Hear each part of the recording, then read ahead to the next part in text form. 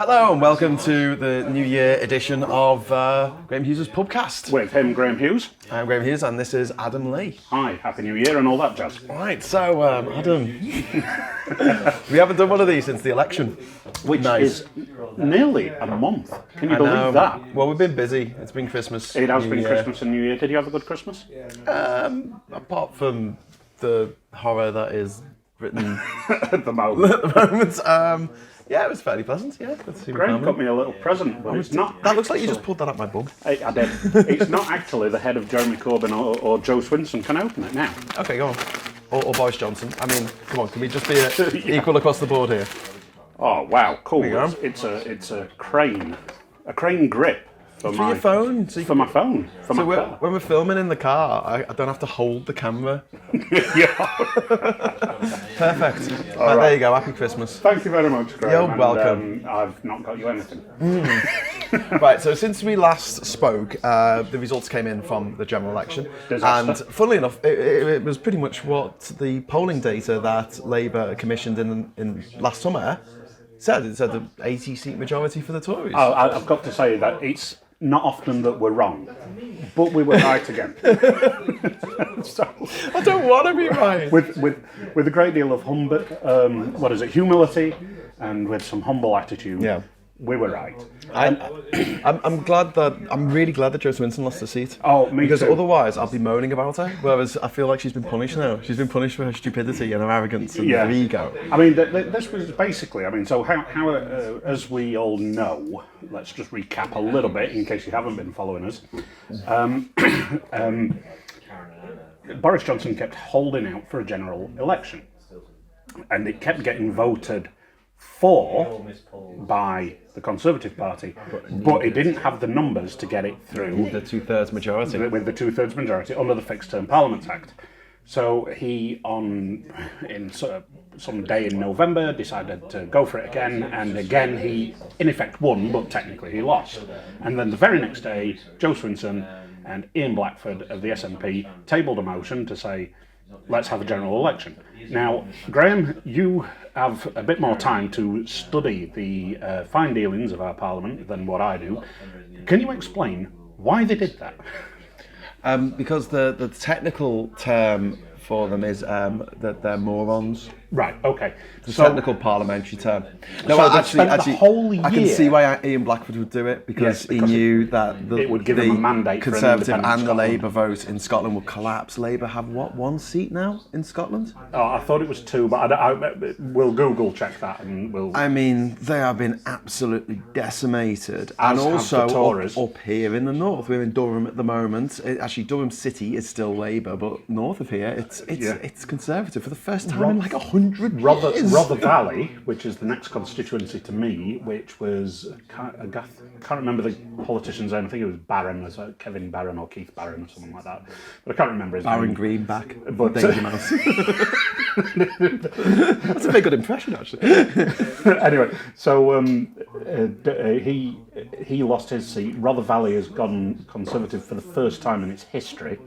Wow. John Healey, who's my MP, he's lost a significant portion of his what do they call it, majority. But here's where things get interesting, because the Conservatives didn't really win that election.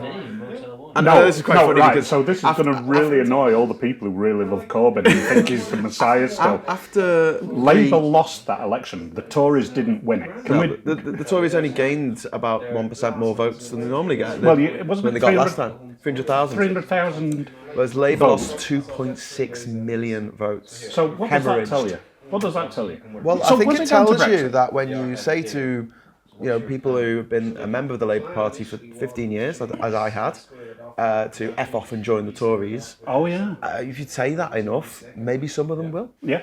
Actually, they won't join the Tories, because that would be like if you grow up supporting Everton, suddenly supporting Liverpool all of a sudden. Yeah, or Sheffield Wednesday to Sheffield United, yeah. You're just not going to vote.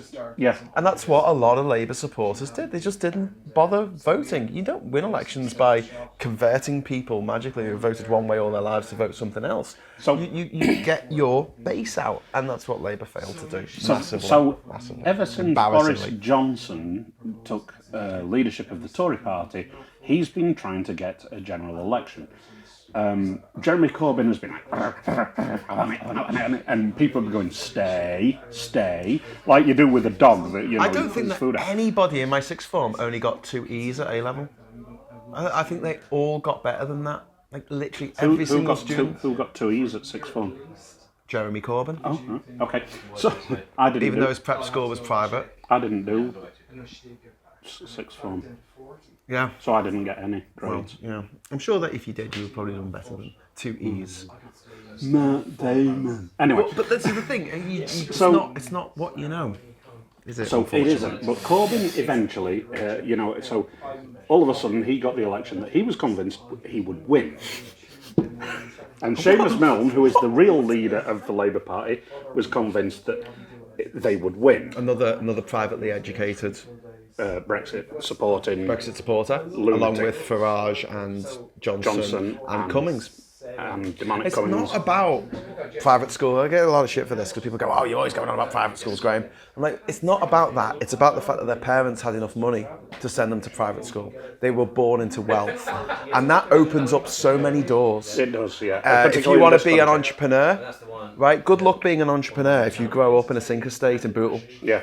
Because if you try and go for something like that and it fails, you end up on the streets. Yeah. Whereas if your parents are fabulously wealthy, you can do what you like. You can go to all, you can take time out to go out to you meet people that, scratch my back, I'll scratch yours. And all that kind of thing. You mean sort of like what Prince Andrew used to do with all his business cohorts? And he'd Well, say, exactly. Air Miles Andy was this business support. But it does person, rack on me when people talk about being a self-made businessman or self-made businesswoman. And I'll tell you who's a self-made businessman? My boss. And he drives around in a £400 Saab. His car is worth less than mine.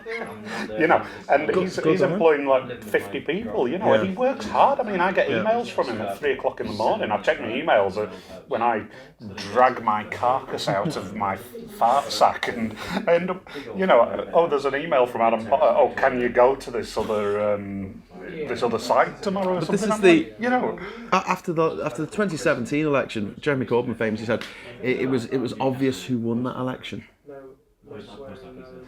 He seemed to think that he'd won it.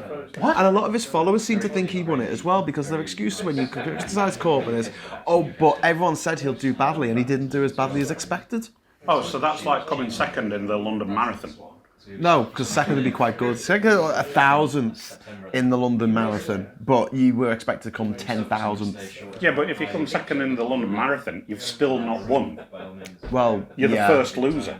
Yeah, but it came very close. No, he didn't even come very close. Well, but the thing is, right? So Swinson, and I've now left the Liberal Democrats, having left the Labour Party. I'm disgusted with all of you. And the Liberal Democrats, I sent them an email saying this was done just for her ego. This, that, and the other. They could have had a government of national unity. She was going to be the Prime Minister. She was going to be the Prime Minister. But they were going to have a government of national unity. And the interesting thing was, right... How was she going to be Prime Minister? I sent them an email saying, please cancel my membership. It was all about her ego. She threw the campaign. She could have tagged on to that vote for a general election that it was his deal and no Brexit. She could have done all of that kind of stuff and got it through and all this kind of stuff, and they didn't. She was doing it just to make a name for herself, and she's kicked a lot of us to the curb. But get this, hang on. So I sent this email, and they wrote back to me saying, "Oh, we're sorry you want to leave, and we will cancel your membership straight away and not take any more money. Please take our survey by clicking the link." Oh yeah, I did that. And the link didn't work. Oh no, I did do the link, and there were capital letters involved, put it that way. But the fact is that even if the Tories, the SNP, Labour, and all the 21 independent MPs who left parties and stuff like that, if all of them voted for the election, it still wasn't enough. It still wouldn't have been 2/3. It took Labour. Labour had to say yes. So all of a sudden... And the excuse up to that point was, we will not go for an election until no deal is taken off the table. Has no deal been taken off the table, Adam? It was taken off the table until the end of this month. So, there you go. Oh, another lie. Okay, so the election happened, and Jeremy Corbyn said afterwards that he'd won the argument. Doesn't matter. Do you think it was the argument that Gollum was having with himself in Lord of the Rings? That was the argument that he won? I've never seen it, but I mean, it's it would be like saying that, you know, Germany lost the war, but they won the argument. Isn't it? It's exactly the same thing. Yeah, I don't think they won it either. The argument Well, no, I know, that but... Labour should be more left-wing and but- tell people who disagree with dear leader that they should... Fuck off, basically. And join the Tories. Join the Tories, yeah. Because, oh, you're just a Blairite. Oh, that's an interesting one. You put something on Facebook after the election. It was lost, lost, lost, lost. One. No, Blair. Lost. So, Oh, Everton's got a better record this season than Labour. That's not saying much. England cricket's even Australia and the Ashes have got a better record. So, they must be doing something wrong, Adam. Corbyn, despite his silly hat, decided to go for the election, right? And Despite his silly hat. well, he always wears what do they call him, a kepi or a keppel or something? It's like what the Soviets used to wear, isn't it? And, Is it? Yeah. I thought Newsnight got into trouble for doctoring a photograph to make him look more Russian. When he was busy defending the Russians against terrible things the Russians had done. Oh yeah. But, like not exactly criticising Putin for Getting back to me, the assassination of a British citizen. Getting back to the point I was about to make is like, I'm glad Swinson got knocked out because it meant, I don't have to go on about it. We're still here.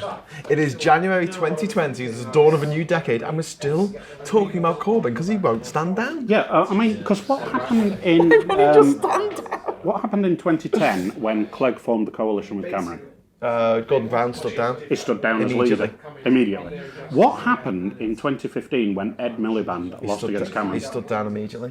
What happened in 1992 when Neil Kinnock lost? He stood down immediately. And had an interim leader. It was like Harriet Harman or someone, Was it? Beckett. I can't remember who it was back then. They had someone else. I mean, in. Harriet Harperson has been an intermediate leader. I think that was after Ed Miliband, wasn't it? But it doesn't matter, right? These leaders stood down, and Nothing really matters. nothing really matters. No. Anyway, so it's but when you've got a man who said he stood there and said, "I'll stay on until we elect a new leader for a period of reflection."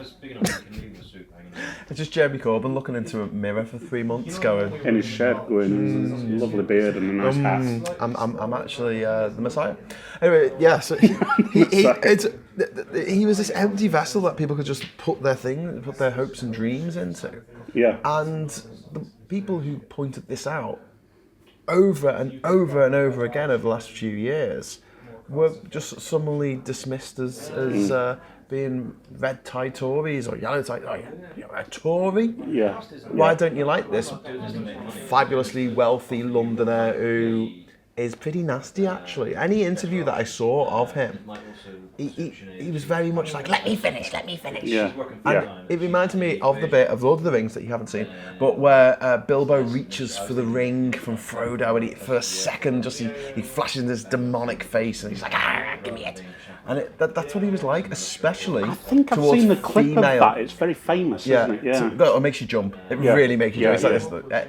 But that's what he was like in interviews. He wouldn't be interviewed by Matt Fry. He wouldn't be interviewed by Christian Gurra-Murphy. He wouldn't be interviewed by James O'Brien. I don't remember him being on Newsnight. No, it was on the Andrew Marr show, I think. It was on the Andrew Marr show. He was on. He was interviewed by Andrew Neil earlier in the election campaign, and in that interview, he refused point blank to apologise for the hurt that the Anti-Semitism had done. in Labour. He just refused to. Can I just go back to your Lord of the Rings analogy? Yeah, go on. Star Wars is Lord of the Rings set in space, right? Kind of, yeah. So it's magic, space wizards in space, isn't it? Oh, cool. Right. So if you look at the fight between Yoda and Christopher Lee, it's very much like the fight between Gandalf and Christopher Lee. Ah, right, yeah, and it's got They Christopher Lee do in the it. same things. They go, and then one of them gets pushed back by the magic. So basically, force. Wizards in space. The Jeremy Corbyn, if not being the little goblin thing going for the ring, Yeah. what would that be in Star Wars? What if well? Like that horrible moment that you were trying to describe, what would that be? I don't know. In Star Wars, that equivalent, but I know that a lot of people, when Jeremy Corbyn first got put into his position, people were like, "Oh, he's Obi-Wan Kenobi. He's Obi-Wan Kenobi." And I was like, "No, you've got the wrong Alec Guinness character." Lord. No, he's not the Dark Lord. He's more like Colonel. Oh, what's his name? Colonel Nicholson from Bridge on the River Kwai. Colonel Nicholson from Bridge on the River Kwai, which Star Wars is basically Bridge on the River Kwai in space. We shall build that bridge for our mortal enemies, and it'll be the best damn bridge you've ever seen. Yeah. And you're like, what are you doing? Why are you building this bridge for your enemies? Because I know that film. At the end, where the Americans try and blow up the bridge, because obviously it's helping the Japanese, who are our enemies in the film, in reality, in the war. Colonel Nicholson tries to take the dynamite off. He tries to save the bridge because it's his bridge, and he built this bridge, and it's really good, and he really loves his bridge. And it's like, no, what are you doing, that's a man? Brilliant analogy But that's because who he is. I know that Colonel Nicholson from Bridge of the River Kwai, which, if you haven't seen it, please do, because David Lean, one of the greatest film directors of all time, British, of course, just like Hitchcock and Chaplin and well, I like to claim Stanley Kubrick. I know he's born in New York, but he's lived most of his life in the UK, and he was a huge Anglophobe. Anglophile. Anglophile, yeah. Anglophile. Christopher Nolan, he's half American, half British, but I like to claim him. And Ridley Scott,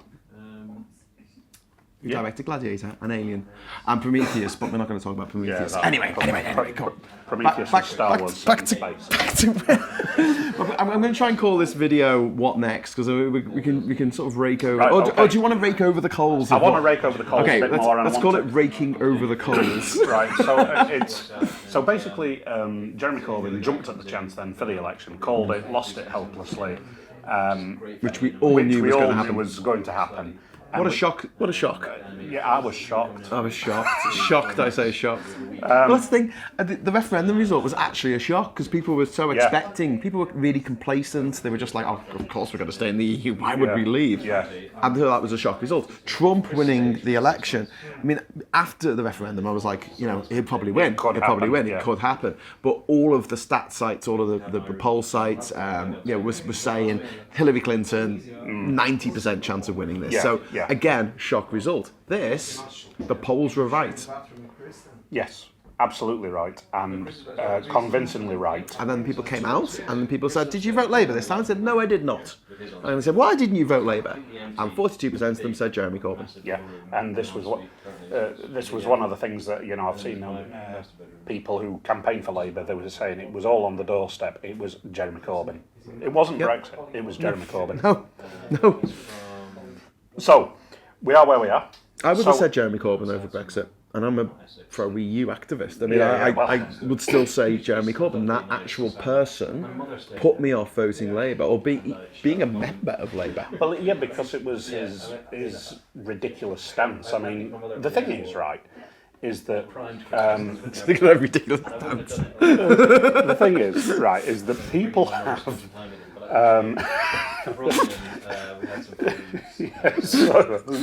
Anyway, but people have this. We're dealing in sound bites now. So Boris Johnson said, "Get Brexit done." Did. Yeah, but hang on. But he said it was a 3-word thing. Get Brexit done.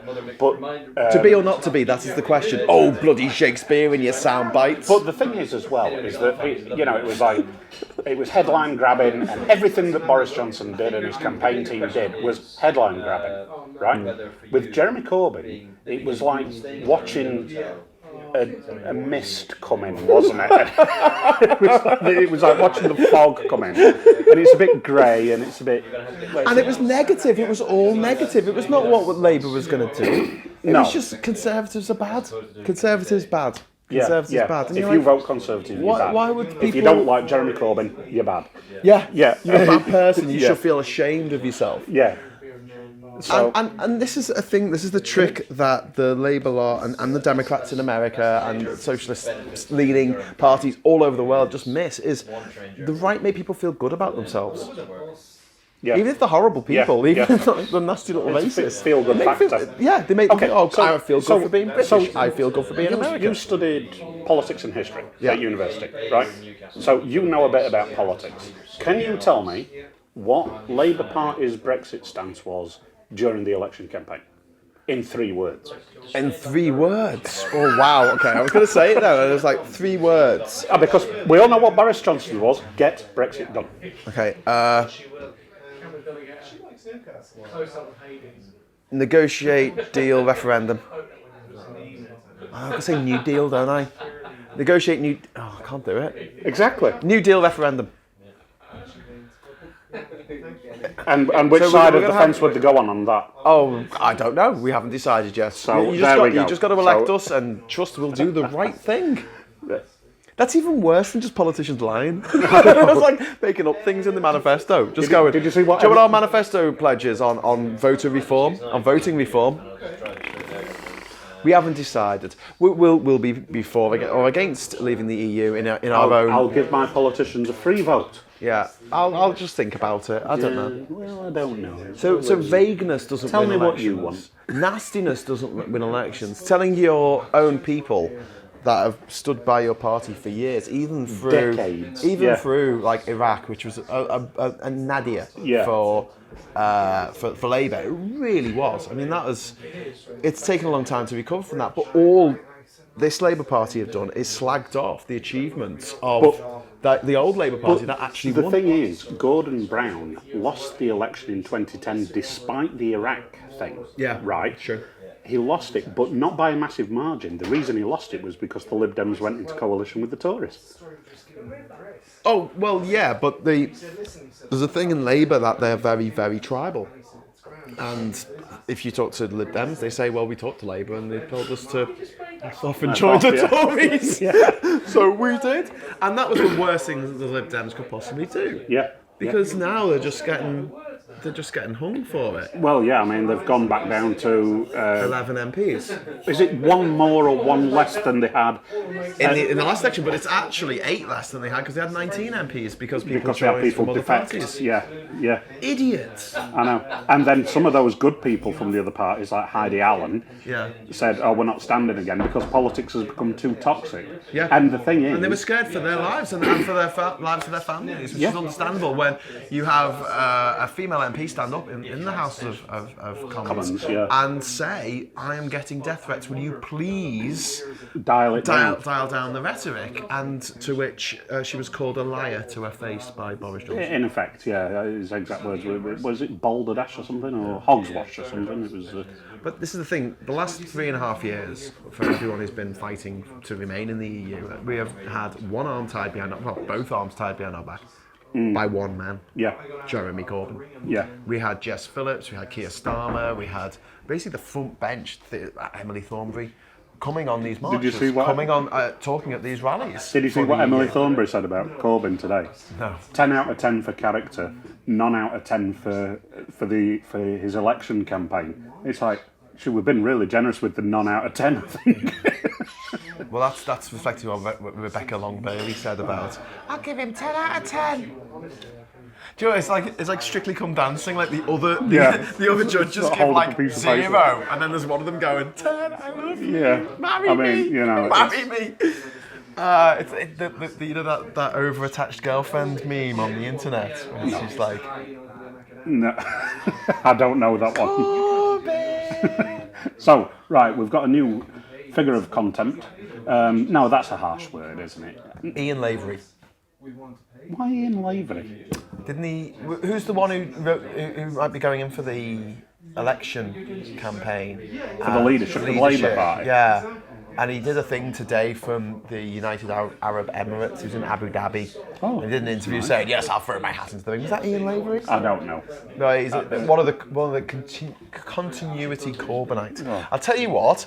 I need to go and get another drink. Am I pausing this? So let's pause these, and I will look up who it was, and then we can look a little more prepared than we normally do. What do you think? More prepared. Okay, watch this. Cut. Well, Okay, we're back. Welcome back. Sorry, Barry Gardner. It was Barry Not Gardner. Ian Levy. I'm sorry, Ian, if you're watching this. I didn't mean you. No, Barry Gardner, who today said, "I can win a general election." I can win. In a live interview It's from like listening to Abu Dhabi. It's like listening to a ghost of Terry Wogan when it comes to him, isn't it? It's so softly spoken. It's like listening to Terry Wogan reading you a bedtime story. Was he the guy who was interviewed on BBC News and he said, "We're trying to help the Tories get Brexit through"? He said, "We're trying to help you." I think he was, yeah. Okay, great.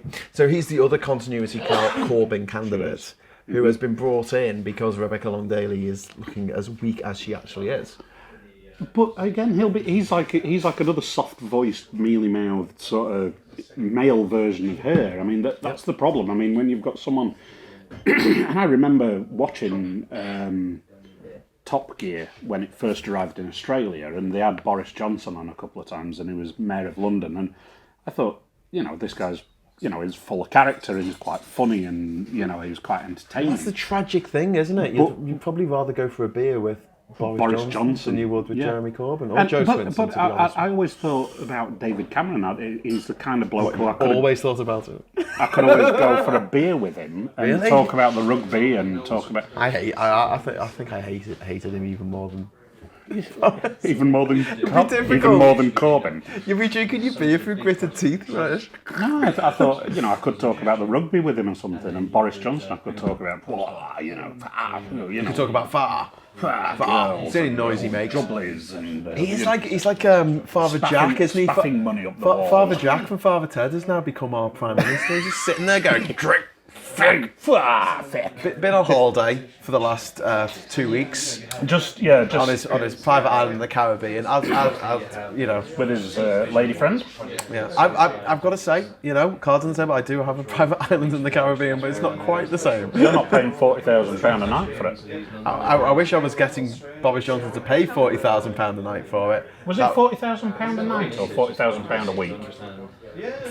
It could be anything when it comes to the man, couldn't it? But this is a guy who thought that he called £250,000 that he gets paid for his Telegraph column and unswerving support of the Telegraph. Yeah, he called that bubble gum or something, chewing gum. That was just it was paffle. Not much. But we don't need to be slagging off Boris Johnson right now because we can spend the next 5 years doing that. So. Anyway, moving back on to our favourite topic of Corbyn. We're going to have to talk about him for the next few months because he's clinging on like a bit of dried toilet paper to a bum pube. And I've done with the beer. Why can't you? It's like if you're working in a supermarket and you've stolen £10 out of the till. And then the next day you turn up, you've been sacked. And the next day you turn up to work with no shame. Yeah. But you've been sacked. No, it's fine. I'll stay working until the next person who is my brother is going to replace me or my cousin. Yeah. It's just bizarre, isn't it? I mean, but there's nothing there, man. He thinks he won the argument. He thinks he won. But he's now proved that he's just as narcissistic as Boris Johnson. But even more of an idiot. Yeah. At least Johnson got fairly decent grades at school. I mean, Jeremy Corbyn is an idiot. And the people who just said, "Oh no, but he's amazing. He's so charismatic." He wasn't ever any of those things. Yeah, they worshipped him. They absolutely worshipped him. I've seen more charisma in my dog that died in 1996. It's got to those on the outside, but this is the Jonestown cult. This is the Waco cult. This is the people who are not part of Scientology looking at Scientology going, this is bonkers. How can you not see this is bonkers? This is the Brexit cult, isn't it? Yeah. Oh, it's exactly the same mentality. Yeah. I mean, I'm writing a book called Angry Morons, how Britain collapsed under the weight of its own stupidity. And I'm sorry, but that just does not just include the tub-thumping leavers like Nigel Farage and stuff. It also includes the people who are on the left and also some Remainers. And we're writing a book together, which we've got it lined up. 20 disasters of the 20th and 21st century, from the Titanic to Brexit. And so that's going to be... We're going to make a Titanic success of it. You know? But the whole Brexit saga is typical of what happens when you have narcissistic morons in charge who get people to, like I say, empty vessels to put all your hopes and dreams in. Yeah. If you watch a movie where it's got, the main character, generally they don't have much of a personality because that's you. That's you going on that journey. So Luke Skywalker doesn't have as much of a personality as say, Han Solo. Or as Chewbacca, to be honest with you. You know what I mean? But that's the kind. He's an empty vessel. You can, and so now we've got to decide what we want to do, how we want to spend the next few years. Well, the thing is, we've got 5 years as a minimum, and with that kind of parliamentary majority, even with a really strong leader, that's going to take some turning around. But the thing is, because this is the worst defeat for Labour since 1983. No, it's not. It's the worst defeat since 1935. Which the was worst defeat for Labour since 1935. Which actually was when they were getting going, and to be honest with you, Clement Attlee at the time managed to get loads more seats than he did in the 1931 election. So it's just the worst result they've ever had in terms of the vote share. So the majority, to turn around that majority is going to be a huge effort, and if we're going to have someone who's as charismatic as Rebecca Long-Daly,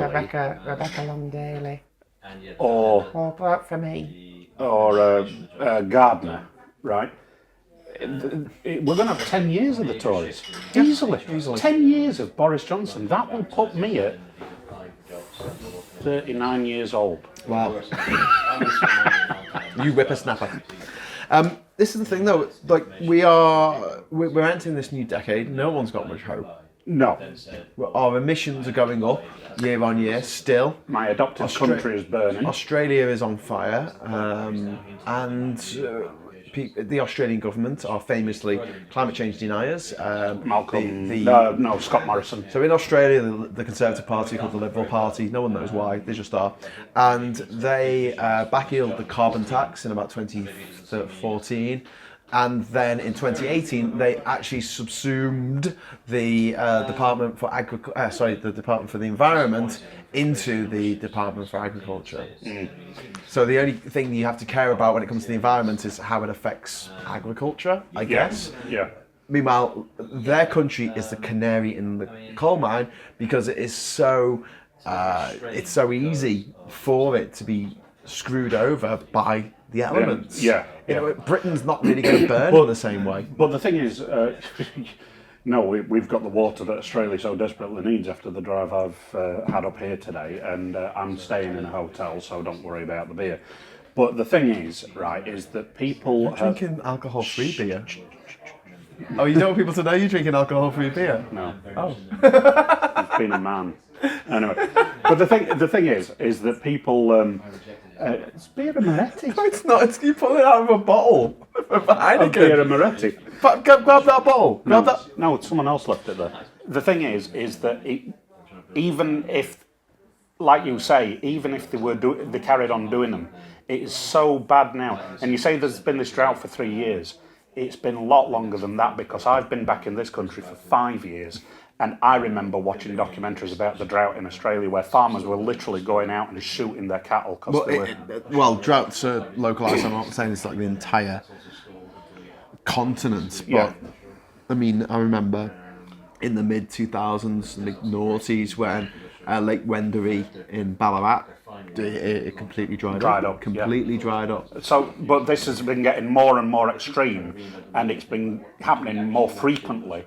until now, and it's an absolute disaster. And I know people in Australia who literally were driving at 200 kilometres an hour down a road, and the fire was keeping up with them. Oh yeah. And they got to a place of safety, and the paint was literally on the car. It was smoking. You know. Yeah. And this is the beginning of the decade, ladies and gentlemen. And this is. We've got more of this to come. And what's the Prime Minister called? Scott Morrison famously took a lump of coal into the Australian Parliament. Why did he need to burn it? Was he cold? Because it was a defiant act about climate change. Because Australia produces so much coal, they've got hardly any solar power, hardly any wind farms. Isn't that mad? Hardly any solar power for one of the in one of the sunniest countries in the world. It's mostly desert. Yeah. So there we go. And Australians are the most polluting people per capita in the world. I wasn't aware of that, but thank you. And also they are the biggest exporter of coal in the world. Well, that's the thing. I mean, the coal. Shitloads of coal to China. And India, China, and well, that's it really. Yeah. All you need, mate. You know. So there we have it. It's happening. It's going on. Climate change is real. Yeah. And what else has been going on since our last meeting? We've decided to have a little 2-day war against Iran. And this was interesting because the American president took out this general from Iran. That no one had heard of him before. Well, and suddenly everyone's an expert. Some people in Iran had heard of him, I think. Yeah. Well, I mean, no one in the West had really heard of this guy. No. And he was taken out by a drone. Yeah. By a drone. By a drone. Ordered by Trump. But it was an Iranian general taken out in a different country to his own. Yeah. So that would be like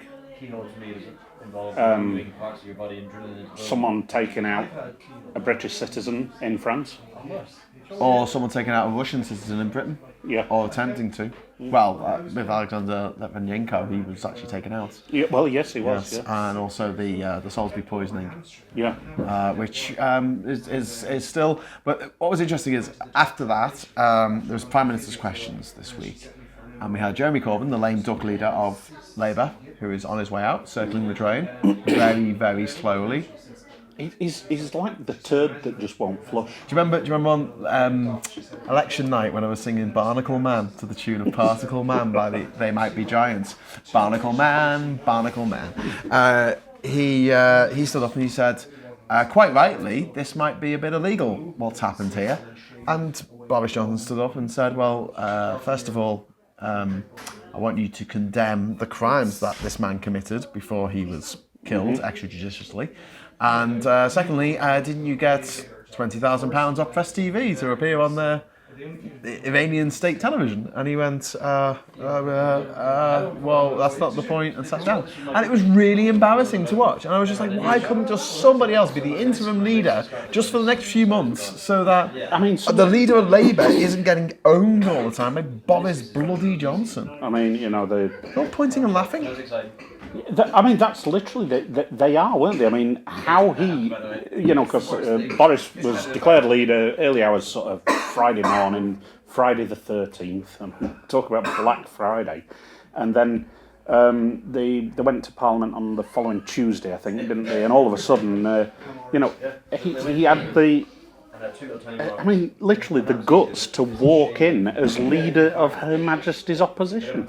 First of all, what opposition? And secondly, that's got no shame, is it? He's got no shame at all. I mean, but this is the thing. Is he evil or is he just really, really, really stupid? Both.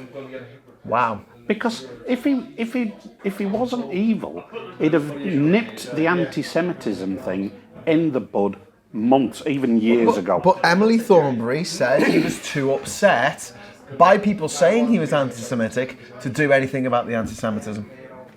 Have you ever been called anti-Semitic? No, never.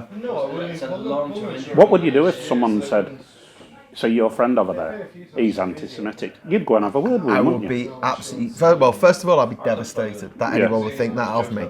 Secondly, I would do everything in my power to just go, look, I'm really, really not, Yeah. and explain, look, I'm really sorry for any offence that I caused. Yeah. I would be mortified in the same way that if someone said I was sexist or bigoted or racist or homophobic, I'd be like, I'm not. I'm really sorry. I didn't Yeah. mean it that way. I would be Yeah. very, very apologetic. The one thing I would not be is going, no, I have been a lifelong anti-racist campaigner, and therefore there's no way that I could possibly be anti-Semitic.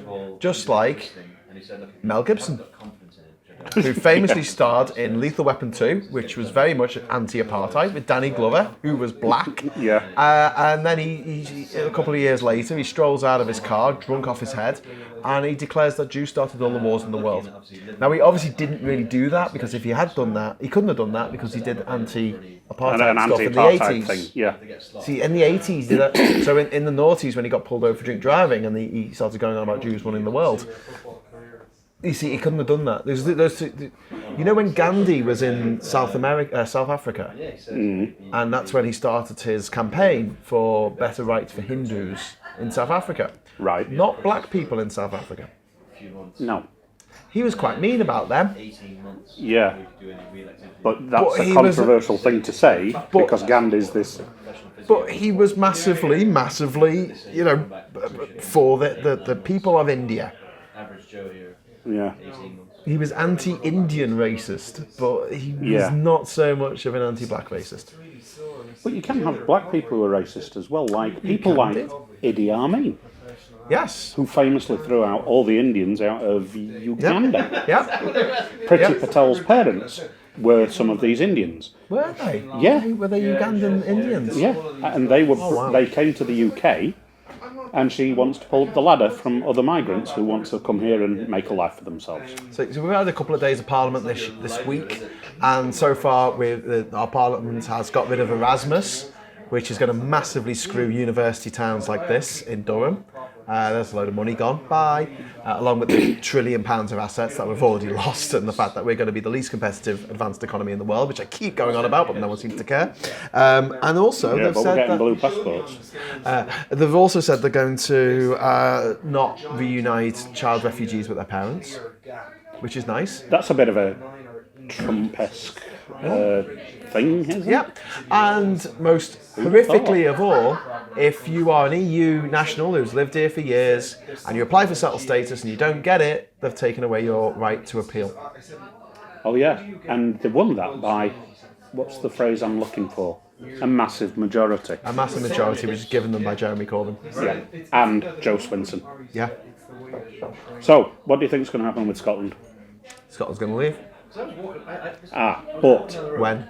there's a technicality here. They have to. Boris Johnson has to allow them to have a referendum. Yeah. How likely do you think that is? The SNP took nearly all of, 90% of the seats in Scotland Yeah. on a mandate to have a second referendum on Scottish independence, because obviously things have changed. Yes. When the facts change, so does my mind. Yeah. You know, famously. Yeah.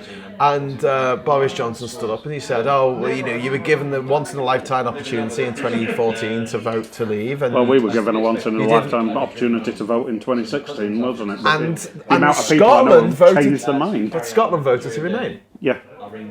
So you either respect democracy or you don't respect democracy. Well, And the idea that democracy is a fixed point in time, then you got the result that you wanted, is the fundamental problem with referendums. Because if you have the Quebec referendum in what's it called in Canada, or the Republican referendum in Australia, you tend to have people agitating to keep having referendums again and again until you get the result that you want. Which, in effect, we've been doing about the Brexit referendum. Yeah. But then, There's a piece of paper. Okay. There's a fire over there, so I just threw some paper in there. we're in Durham, it's coal fire. But it's smokeless coal, so that's all right. It's clean coal. It's still emitting carbon. I know. But it is nice. What was I talking about? You completely blindsided me. Your hands coming over. Points in democracy in time. Oh yeah, points in democracy. So the referendum in Australia for republicanism, and it was people. And they'll have another one soon. But because people change their minds over time, and it's fair enough that you do keep doing this.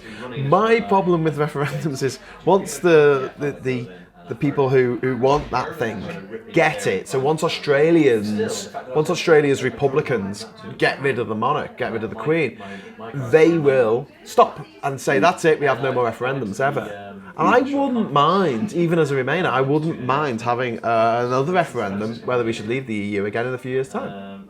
Or rejoin, Yeah. Do you know what I mean? Yeah, it's like... I don't mind that. If you're going to make that a thing that we have every so many years, we'll have a referendum. Because we had one in 1975 and it was won by a super majority. Yeah, it was. To stay in the EU. Or the common market as it was. As it was then. So it was the common market then, wasn't Common market. And by the way... Ever closer union. That's exactly right, because the amount of people who said to me, people of like the anti-Sheila's ilk who said, we did vote for it, yes, but we didn't vote for this close political union. And it said, I got my hands on some of the literature, and it actually says this will become an ever closer union. Yes. Well, it's like all those those parents in the 80s who bought their kids a ZX Spectrum because they thought it was going to help them with the homework, and all they did was play video games. Yeah. And you're like, of course they're going to play video games on it. What were you thinking? Yeah, if you were going to buy your kids... It's supposed to help you with your homework. But if you were looking at kids in the 80s who had got any talent, they had a BBC Micro or something. BBC Micro, yeah, an Acorn. What did the BBC Micro become? We need Duncan back in this video. He knows. Wasn't it an Archimedes? I don't know. Duncan, if you're watching, come back and join us. Come back and tell us about 80s computers. And bits and bytes. VB beer and all that kind of stuff. So, the idea that we shouldn't have any more referendums on anything, as we've had a referendum on it, that's it for now. When things change massively, then we've got to readjust these things. Yeah. And one of the things that we haven't addressed about the 2016 referendum is the Russian interference, for which there is a government report, cross-party report that is being held back by Boris Johnson. But he has said he will release it this month. But we're still waiting. When you're ready, Boris. Yeah, well, Alexander, as if he's watching this. As if he's watching us. But the thing is that, even though there was the supermajority in 1975, it didn't stop the cynics like John Redwood, I think he was in John Major's cabinet, wasn't he? I mean, these Eurosceptics. It never stopped him. So John Redwood, he looks like a vampire, doesn't he? He does, doesn't he? Nosferatu. Oh, that was the other thing I wanted to touch on as well. When it comes to rewarding people for incompetence and nastiness, Ian Duncan Bastard got a gong in the New Year's Honours list. Ian Duncan Bastard, a man who punched the air celebrating cuts to Department of Work pensions. The guy who masterminded Universal Credit. Which has screwed over so many British deliberately families. Putting people into poverty. 14 million people are in poverty now in the UK, and that figure is not going to decrease over the next 10 years. Because of a combination of the Tories and Brexit, it's going to get worse.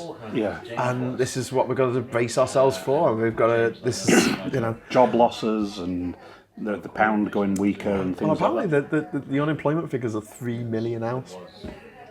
Where do they make up these figures? It's who's seeking job seekers allowance, but it's really hard to seek job seekers allowance. Oh, yeah. So you got millions of people in the UK who are basically working for two people. They're working to keep one of their dependents going because they can't work themselves, or they suffer from some physical or mental illness, and they can't work themselves. And so they've been turned down for universal credit. Or they have dependency issues, which universal credit is awful for. And universal credit is really, really pernicious. It's really a kind of evil way of doing things because it is based on the Tory mindset of you've got to take responsibility for your own actions. Yeah. And anything against that is the nanny state. So health and safety, what you do, that's the nanny state. Yeah, people should take responsibility, and if they're in an oil platform and it blows up, it's their own fault. Yeah. Take responsibility, young person. For doing so that. People who sort of get like a debilitating disease, like, I don't know, cancer or Parkinson's. You saw this with AIDS. It was something that affected HIV. It affected people who'd never taken drugs and were heterosexuals, but it was seen as a gay man's disease. Yeah. And a drug addict's disease. Drug addict's disease, yeah. They were being punished for their lifestyle. What was even worse was it was seen as a black man's disease, wasn't it? Because of it all in Africa. Yeah. It's absolutely disgraceful, and that was. When was that under? That was under the Tories, wasn't it? Thatcher and Reagan. So people who even got HIV through blood transfusions were demonised. And that's what this government's doing now with the Department of Work and Pensions in deliberately demonising people who've got some debilitating illness or disease. But yeah, this is the philosophy of the hard right. They believe that everyone should sink or swim on their own merits. They believe in the market forces that shape the world is some kind of fair and equitable system. When nearly all of them, to a man, is born into wealth. Yeah, exactly. And they don't have to worry about the same things that the people who are not born into wealth have to worry about. Yeah, exactly. Because they will always have shelter, they will always have food, they will always have someone to look after them. And the other thing as well is about a lot of these politicians, even if they come from sort of simple breeding stock, is that it gives them... they always get a job for life, don't they? Afterwards, I mean, politicians, they end up on the board of companies, and the higher up in the cabinet you go, I think John Major. I worked for a company that was bought by some venture capitalists called the Carlyle Group, and they had a few companies like that. I think they owned Hertz Rent a Car. They owned. The company I worked for at the time, the inspection company, but the Carlyle Group was worth billions, and John Major was on the board of it. Yeah. David Davis, the former Brexit minister, he's on the board of companies getting, £250,000 a year for 7 days' work a year. When we did the podcast about the Beeching Acts, we were saying that Ernest Marples, the then Tory Secretary of State for Transport, was the founder of Marples Ridgeway Construction, who made motorways. Yeah. But he founded that company. But David Davis, since he was found to be so incompetent that he was offered a job on the board of a bank or a company now, or venture capitalist, whatever it is. But it works 1 day a month for them, and he's paid £30,000 a day or something. Or Boris Johnson getting paid £250,000 a year for writing one article a week for the Telegraph. That's a good deal, that, isn't it? Hey, I'll do that. I can do that. Gives a job. Right. Gives a job, Telegraph. I don't think is it the Barclay brothers? I don't think you'd get on well with the owners of the Torygraph. They wouldn't spit on me if I was on fire, I'm pretty sure. Yeah, exactly. But the point remains that people who are born into privilege, people who are born into a life of luxury, and they can do what they like with their life, because they know that even if they fail, they will still be all right. Whereas the rest of us, if we fail that badly, if we screw a company, if we have a company and we're put in charge of a company and we screw it up that badly, like what Corbyn's done with Labour, where it's being investigated by the Equalities and Human Rights Commission, where it loses, loads of people in your company lose their jobs because of your incompetence. Yeah. Which is what happened with the, how many is it? 80 Labour MPs who lost something their like seats? that. I mean, you'd be out, but he's still there. He's still there. I've given up reading the newspapers about him because, I mean, he is, well... He's still there. He's still there. And we will continue to complain about him until he disappears. Crowning turd in the pipe that won't flush. When does the Equalities and Human Rights Commission report on anti-Semitism in the Labour Party come out, and what will it do? Have they got the power to take any of them to court over this? Because I think Corbyn should go to jail for what he's done. Well, I think that could be said about a lot of the politicians, actually. No, well, I don't know how much of the law they've broken. But the thing is, like, what about his SPAD? They call them special advisors, don't they? SPADs. I mean, what about his SPAD? Seamus Milne. Seamus Milne. Privately educated. Why hasn't he been given the bullet. Oh, he's been given a full-time job. Yeah. There's other people who've been working for the Labour Party, you know, salt of the earth, you know, grassroots, all that kind of stuff. Oh, no, we've had a big loss. You're sacked. But Seamus Milner's still there, the architect of Corbynism. Yeah. Yeah. Talk about journalists. This is the thing that the Boris Johnson started life as a journalist. Seamus Milner was a journalist. Was he? Yeah. I didn't know that. Who did he write for? Boris Johnson. No, the Seamus Milner. Seamus Milner. I don't know. Oh, right. We can find out. Quick, get your Googles out. His name is written. It's Siumas Milner.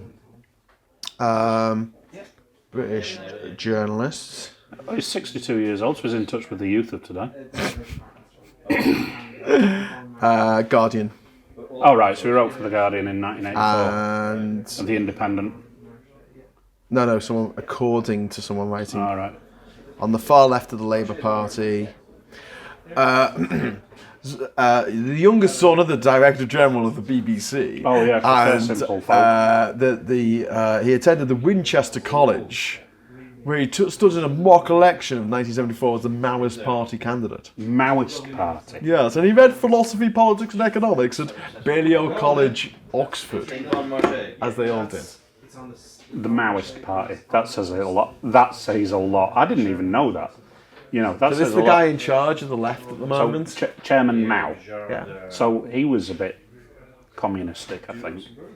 Well, he wasn't. He was a fascist dictator. Yeah, who, but who starved half of his nation with his stupid great leap forward, and then there was a cultural revolution where they just destroyed so much cultural heritage of China.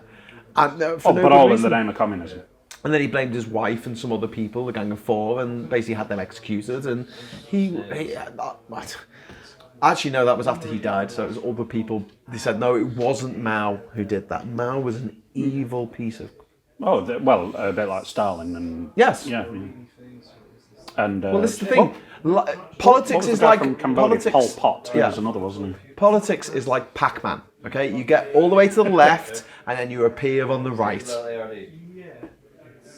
Pac-Man. I know Pac-Man, but I thought you got to a wall and went round. No, if you go all the way to the left, you pop out on the right. Do you? Yeah. You come like this. It's a long time since I've seen it. Because they used to have it in pubs, didn't they? I have played it, yeah. But yeah. Anyway, what was the point you were just making about Pol Pot? But Seamus Milne, I mean, you know, he's not been given the bullet. Corbyn is still there. Seamus Milne is still there. This massive idea, and they're all saying, oh no, well, we'll carry on with the Corbyn ideas. How's that? You know. What, of telling people to F off and join the Tories? You know, I might just do that. That worked out really well for Labour this time. That's the last party I could join, really, isn't it? I could join the SNP. I'll move join the SNP. I'll move to Scotland and join the SNP. No, Adam, sorry to say this, but I know you said you'll never vote Labour again. We've got to join Labour. We can't. You have 48 hours from Monday. No. You can join Labour anytime up until, I think it's January the 24th, is it? And then there's a 48-hour window around the 24th where you can join as an associate member for 25 quid, just a one-off. Yeah. No, I probably can't join as a member because I was kicked out of the Labour Party. I'm not joining the Labour Party. I was kicked out for anti-Semitism. No, you weren't. You were kicked out for anti-Corbynism. Oh, yeah, sorry, which is much worse. Yeah. Oh, yeah, like Alistair Campbell was kicked out for voting for the Lib Dems. For admitting you voted for the Lib Dems. But some man... Katie Hopkins. Some man who was... Kate Hoey. Yeah, Kate Hoey was never kicked out. For just campaigning for the Brexit party. Yeah. Some politician who was deliberately anti-Semitic in a conference in Derby, readmitted to the Labour Party. Yeah. Alistair Campbell kicked out. And I'm not a huge fan of Alistair Campbell, but, you know, I look at Alistair... the bagpipes, which are a form of torture. But I look at Alistair Campbell, Tony Blair, Gordon Brown, even people like John Major, Michael Heseltine, and I think, can we have the grown-ups back? Do you know what I mean? On both sides. Yeah. You know? Well, the Lib Dems have done the dash. I mean, seriously, that was the most idiotic decision they could have possibly taken. Yeah. And the way that they conducted themselves in the election, I thought was just idiotic. Yeah. I was in the audience for one of the Channel 4 debates, the anything but Brexit debate, ironically enough. And Jo Swinson, she managed to lose the entire room by saying she was going to increase income tax for everybody. Yeah. Well, like 14 million people in the UK are living below the poverty line. What are you talking about?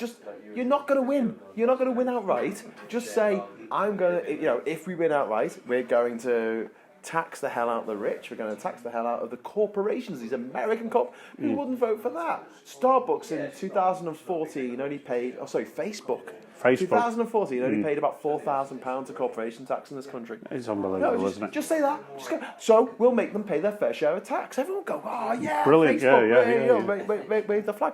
Did she do that? Did she help? No. She said, we're going to tax everybody else more. Yeah. And everyone in the room was just like, What? Yeah. Why would you? So for a hat saying, don't vote for me. Swinson got the bullet, which was a good thing, right? Part of me felt sorry for her, but not that much of me. So they've got an interim leader, which is Ed Davey. Sir Ed Davey. Who was in the leadership election against her. But has anyone... hold that thought? I'll go and get another drink, and then we'll wrap up. I'll have another beer and Moretti, if you know what I mean.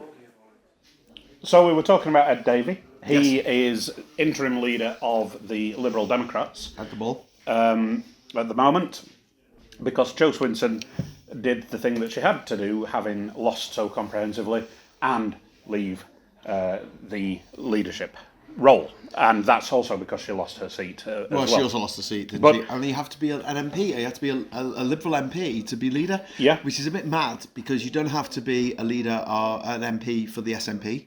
Or the Tories. Or the Tories, actually, as we saw with... because... you're right. Alec Douglas-Home. Yeah.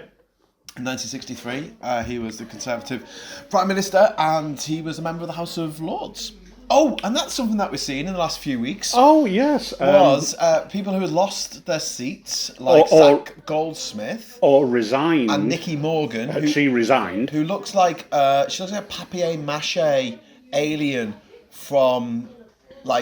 she looks like a human in papier-mâché form from Doctor Who. Which there's an alien inside pretending to be a human in like a human suit, but it's made almost of like that scene out of Total Recall when Arnold Schwarzenegger is done up as the woman. Yeah. She's like the female Frank Sidebottom. Right. Anyway, so Ed Davey, they both lost their seats, and they became Lords. And guess who suggested and now this? they're in the cabinet. They're in the cabinet. And guess who suggested this? Dominic Cummings. Who said in 2015 that if you ever got the levers of power, this is what he'll do. He'll put unelected people in the cabinet, and even if they absolutely cocked up big style, the electorate would never be able to vote them out. Yeah. So we're descending into fascism with that, really, aren't we? Yes. Yeah. Well, you can't if you can't vote people out for doing a bad job. We've been waffling on for quite a bit, but it is now. So I'm going to edit it. Yeah, but it is now. It's only going to be 2 minutes long. We've only got 2 minutes of anything interesting to say. So it's now 6:30 on the 9th of January, a day that will go down in infamy. Because 32 minutes ago, the Brexit bill allowing Britain to exit the EU on the 31st of January has passed the Commons 330 votes to 231, a government majority of 99. So thank you very much to Jeremy Corbyn, to Jo Swinson, Ian Blackford. Yeah, Ian Blackford, because, and thank you very much for enabling Nigel Farage, Mark Francois, Boris Johnson and Demonic Cummings to win. Yes, comprehensively. Absolutely. Thank you very much. Do you know what we could do? Stick our heads in a bucket and scream. Yeah, apart from that, I understand that there's 2 senior royals have sort of quit recently. Yes. So because they decided to stand. 2 very popular royals decided to stand down from their roles, and one very unpopular royal was sacked. Prince Andrew. Sacked. Yeah, he stood down from his roles because. Yeah, but there's 2 jobs going there, right? So I think we should apply. Do you need a What, you need a ginger guy who's seen the world, has been to Afghanistan, you know? Mm-hmm, yeah. And his hot girlfriend. Yeah, and I could be the sort of creepy guy at the party. Like Andrew. Yeah. Okay, then Adam. Senior royals, here we come. There's going to be Graham and Michelle. You can be the prince, Graham, and I'll be the paedophile. Excuse me? No, I'll be the creepy guy. Not that Prince Andrew is a paedophile. No. Although he probably is, anyway. But, yeah. But the thing is, 2 senior royal jobs there, so I think we should apply and we can bring them down from within. You know? Apply for senior royal jobs. I have less interest in bringing down the royal family from within than changing Labour from within. And I think it'd be quite good moving into a palace and breaking windows so that they can actually so they can actually oppose the government, which is their job. I've got friends who are lifelong conservatives who are like, yeah, we need an effective opposition, someone to hold the government to an account. Yep. The journalists aren't going to do it because they're journalists, they're all off the tits on coke, and you've got like Michael Gove was. Oh yeah, Michael Gove, massive cokehead. Yeah, and he's married to a famous Daily Mail. If you could typify the drugs that, sorry, typify is the wrong word, but if you could encapsulate the 2 main political parties of the United Kingdom in drugs, the Conservatives would be cocaine. They've got terrible ideas, which is said in a posh voice at the top of their voices. That it's a thing that you can only have if you're very rich, and basically it's an arsehole's drug. Yeah. And then on Labour, you've got cannabis, which makes you really paranoid and makes you believe all the daft conspiracy theories that are out there. Like, man didn't land on the moon. And 9/11 was an inside job, Princess Diana was assassinated, and that Jeremy Corbyn is a good leader of Labour. Oh, yeah. He didn't actually lose the election. He was proved right. Yeah. About what, Jeremy? I don't know, but whatever it was, I was proved right. So Let me finish. Our next podcast will be from Buckingham Palace. Prince Adam and Prince Graham, right? And so you're filling in the Andrew role. I don't know. I mean, I can go around flying around the world and doing business deals with dodgy arms dealers in Saudi Arabia. Could you do that though? I mean, morally speaking, could you do deals with the Saudis, knowing that they were going to use those armaments to bomb the crap out the Houthis in Yemen. In Yemen. You've got me on the moral thing, all right? I mean, you know. Oh, God damn that moral compass. Oh, God damn, you know. Could I hang around There's money to be made. Could I hang around with a known paedophile after he's been exposed? So much stuff is going on even Probably right now. Not. So we've seen Mark Zuckerberg of Facebook as well, refusing point blank to ban political advertising, dark ads. But didn't they say that they were going to? No, that was Twitter. Oh, right. Which I'm banned from still. Yeah. Well, today, Piers Morgan of the guy who in 1995 he lost his job at the News of the World as editor of the News of the World because he published photographs of Prince Harry's auntie leaving an eating disorder clinic. Right.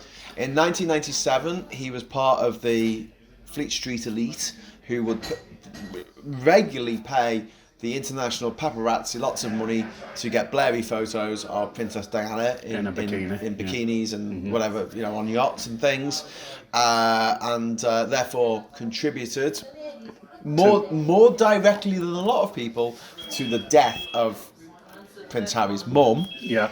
A guy who's waged a campaign of hate towards Prince Harry's wife today said it was disgraceful.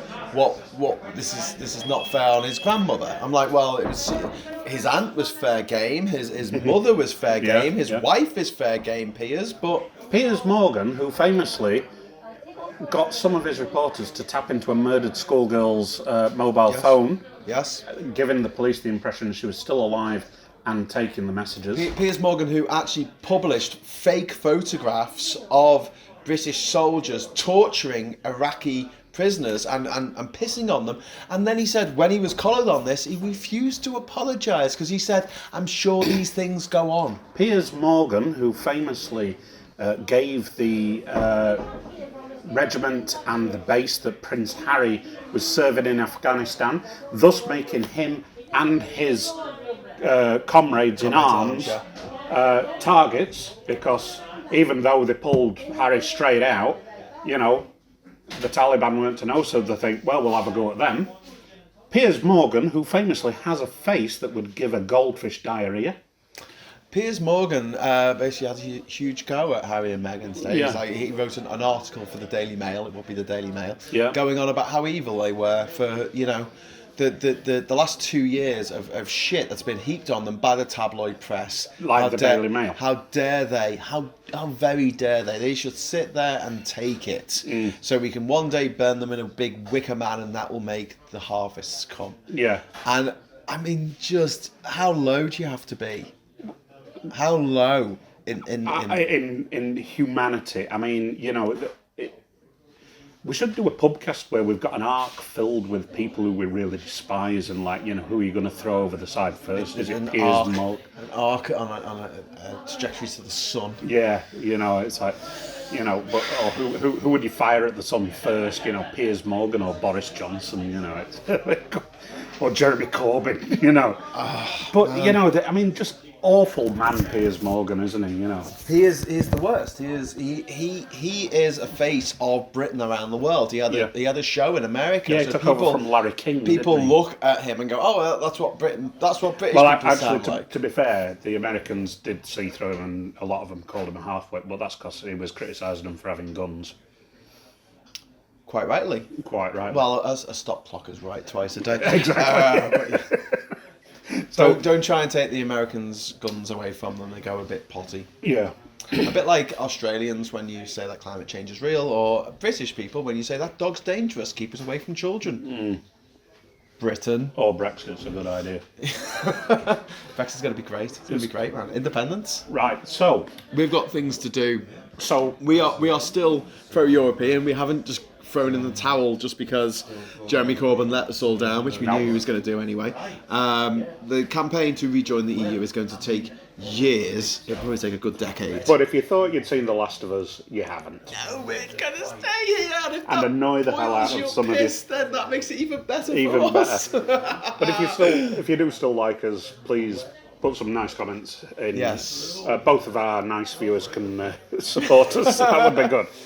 Well, this is the thing, Adam. When I do videos that don't have you in it, I just watch my viewer, my viewer numbers just go off a cliff. But my next podcast will be with Professor Tom Brooks of Durham University, and I know he's a bit dry, but he's a massive Corbynite, and he's one of the chief advisors, legal advisors to Corbyn. Yeah. And I am going to be taking him to task tomorrow. So that should be an interesting podcast, so look out for that. Yeah, well, be gentle with him, because we still need people on side. But anyway, I think Be gentle. I think we are running out of battery. I think we're running out of battery, and also my other half has arrived at the pub. Princess Miss Graham. Princess Miss Graham? Hello. So we're going to sign off for the evening, and we will. We'll do another podcast next week. We will. Should we do one next Thursday? Should we do? Well, we'll see where I am with work. It's a great little place, isn't it? Well, it is a nice place, but I'm worried we might get stabbed in Gammon Central. Let's do one in the centre of Rotherham. Durham's not Gammon Central. Durham's a nice university town. Oh, really? People are very nice and university-minded. Oh, right, yeah. All right. You're just saying that. Anyway, here's to the EU. Here's to the EU. Have a happy new year, and Chin chin. we'll see you next time. And join Labour so you can vote on the next leader, Or don't, like. who hopefully will be Keir Starmer.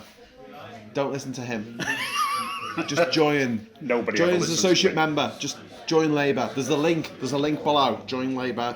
Vote, and then you can leave. It's fine. It's what the Conservatives did in 2015, and that's how we ended up with Jeremy Corbyn. So let's do that, but for good. Okay. Right. Cheers.